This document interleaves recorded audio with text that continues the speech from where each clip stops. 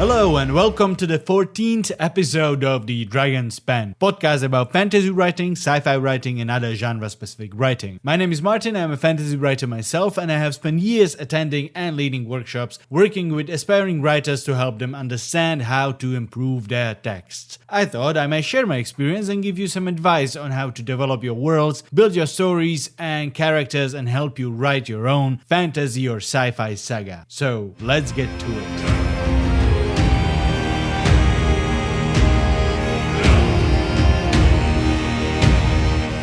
The title of this week's episode is The End is Nigh. The third episode talking about the NaNoWriMo initiative, the writing, finish your first draft of your novel in the month of November thing. I will be talking about the thing I found the hardest about writing, which is editing. I truly, honestly, and deeply hate the editing. I have no problem coming up with a story, typing it up, even if it gets difficult and complicated, but the editing, damn. So, let me vent. I am sure some of you had the same problems with these in the past. So, it doesn't really matter whether it is a short story or a reasonable sized novella or a huge chunk of text. The editing will find you and it will bore you. I'm actually currently in the third stage of my editing of my last novel.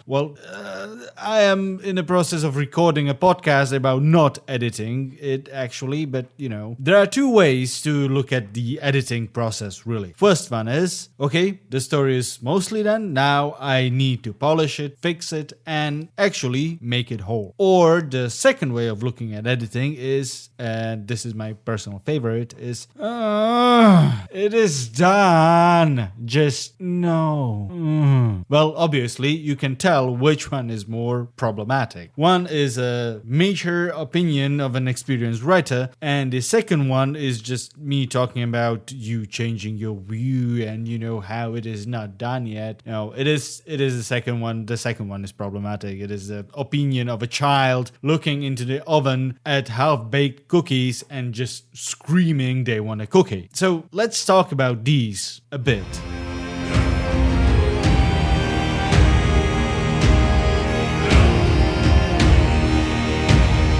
I have recently heard a thing about a to-do list. It goes something like that: the best way to keep a to-do list is to actually write it on a piece of paper, because the most important part of a to-do list, or like having a to-do list, is actually striking out items off of it. It is the most satisfying part, and I get that. It's kind of a signal to yourself you are done with this particular part of your to-do list, and it is very satisfying. Kind of the same way like typing the end after last few lines of your novel. It is one of the most satisfying moments I have ever experienced. And I'm married and I have finished the Witcher 3 game like 3 times. So it really means something. It is a fantastic feeling to finish something that you created from your own head, from scratch. You have turned your thoughts and ideas into this tangible, real thing that you can just print out and hand over to someone like, here's my novel, read it. This is a powerful emotion. The problem is when you have to start editing, when you have to really start to think about editing. It is like you were negating this powerful emotion that you just experienced. Like you telling yourself, well, we are not done yet, here comes the editing. Well, the part of the whole problem, the part of why the editing is hard, is exactly this inner conflict you experience, breaking your own sense of pure satisfaction. Is there a way to deal with this? Yeah,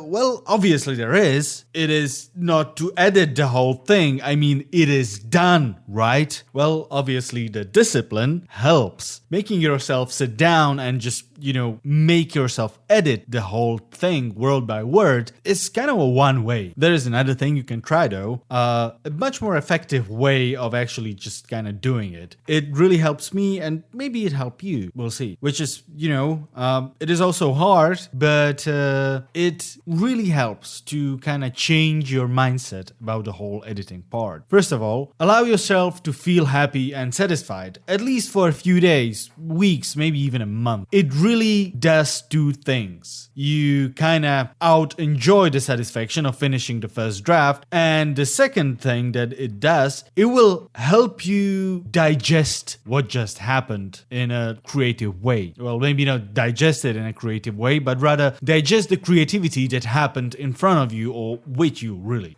With the first draft, you are actually looking at your text as a whole for the first time. That provides you with a vastly new perspective and allows you to think in context of the entire story, entire text. That is really important. This sort of stepping away from canvas and looking at your painting from a distance and taking it all in at once. That is usually the moment when you see the shortcomings and, the strong parts of your story more clearly than ever before.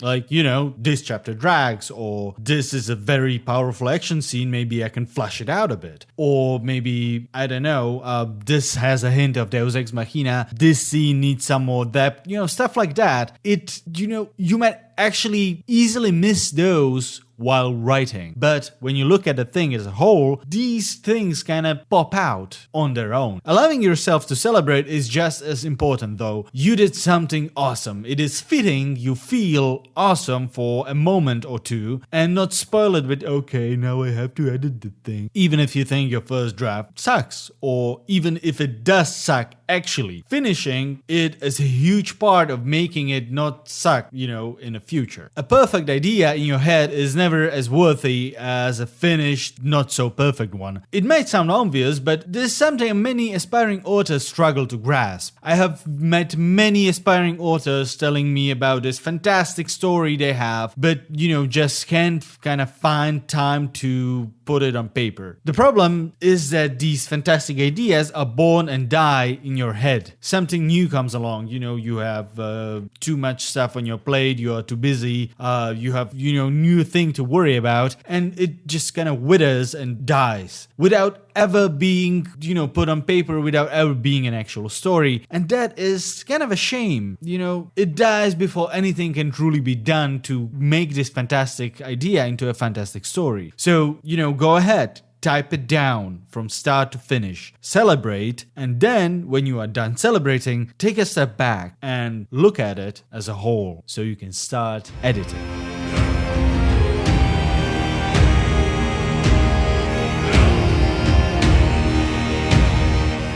Editing, as awful as I make it sound, actually comes naturally after a while. You have this thing, the first draft. You might end up reading a few passages just because, you can. You have exclusive rights to an unfinished book that you created. It's a powerful drag towards just reading a few parts on your own just because. Nothing can really stop you from reading and rereading that fantastic action scene you have come up with by yourself, or that in-depth description of an ancient ruined temple that is so inspiring and so, fulfilling for you. That is exactly the time to start, the real editing process. When you can use your enthusiasm to read the whole thing again and look at it in a completely new way. I have multiple stages of writing and editing. The first one is obviously writing the first draft. At this stage, I don't really stop for anything and anyone. If there is a quick fix for something, sure, I'll go back a few pages. But other than that, no. If I'm not sure with the name of a character or a subplot I came up with, I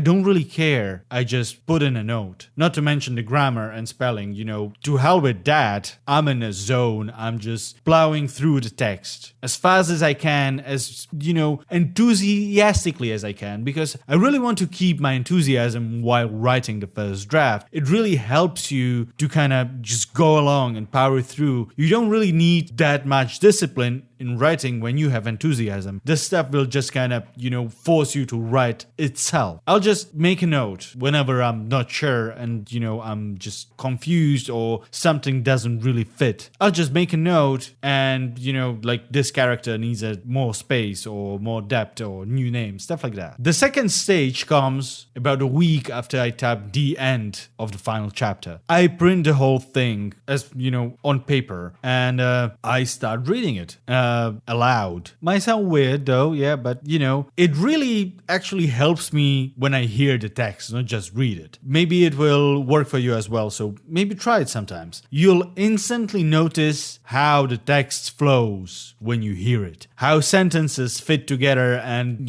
how words sound. Well, obviously you hear how words sound, but, you hear the specific words you chose for the purpose of this particular scene, which is also very useful. This is exactly the step back from the canvas for me. I try to finish it as soon as I can, finish reading it, and, kind of fit it all in my head as a whole thing as soon as I can. I just want this huge chunk of reading, so I can think about it as a complete story. Because sometimes things, work out of context beautifully, but together, not so much. Like let's say colors. Red is a strong color. It can have a lot of meaning, like blood and animalism, wilderness, but stuff like that. And then you add green, and green is also very powerful color, nature, calmness, toxicity, stuff like that. But red and green together, when you step back and when you look at these things side by side, all of a sudden it can feel just too Christmassy,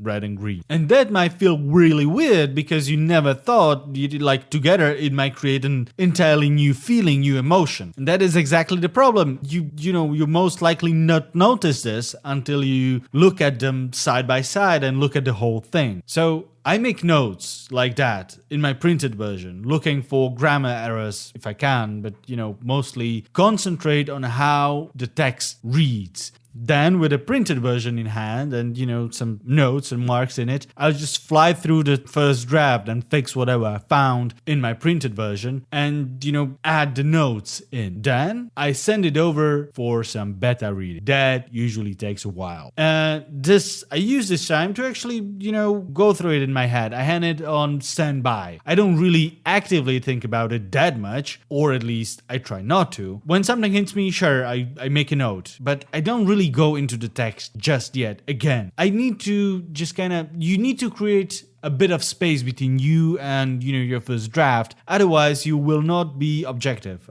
You will never be really objective, but this helps at least a little bit to be somewhat objective. When beta readers are done, well, some of them anyway, the thing with beta readers is most of them are very enthusiastic. Yeah, send it over, I will read it. And not all of them will. Just don't make a big deal out of it. People feel differently about something that you printed on your printer and something that is just, published and finished. Your friends and your family and whoever just reads it as the text of yours, not a book, not something they would read in their free time. So, sometimes it takes a longer and, sometimes it never gets done. So don't make a big deal out of it. Just work with the beta feedback you already have. So when I do have the feedback from beta readers, I start with the third stage, the last one, the biggest editing process. I am rereading the entire thing again, fixing the grammar, fixing the stuff based upon feedback and my notes, and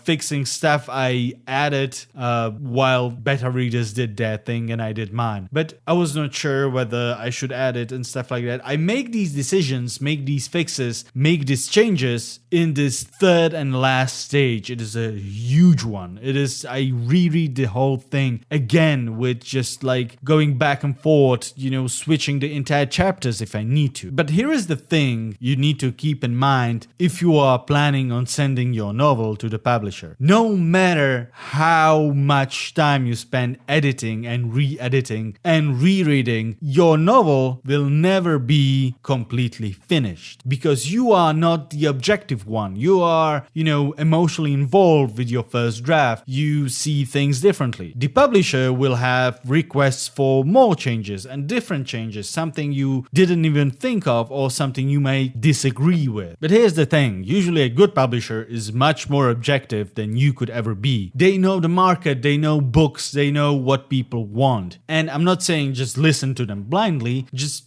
think about what they say and what they request as an, edits. Because I know it's hard, but the thing is, they are trying to make the book a product. You are trying to fulfill your dream. Obviously, these two approaches will result in completely different expectations. So, keep that in mind when talking to your publisher. So, don't overdo the editing.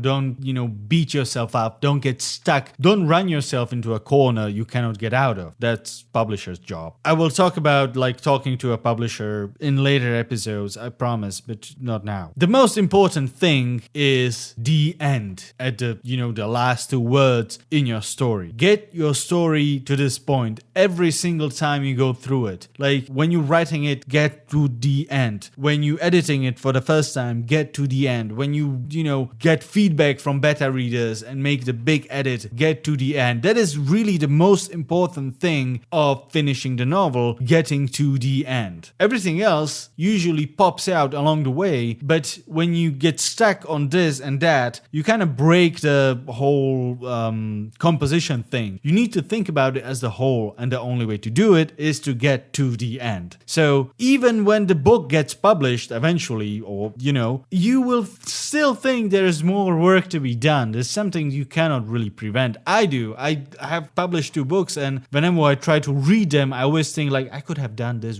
differently and maybe write this differently. And it will be the same with the next book I'm working on.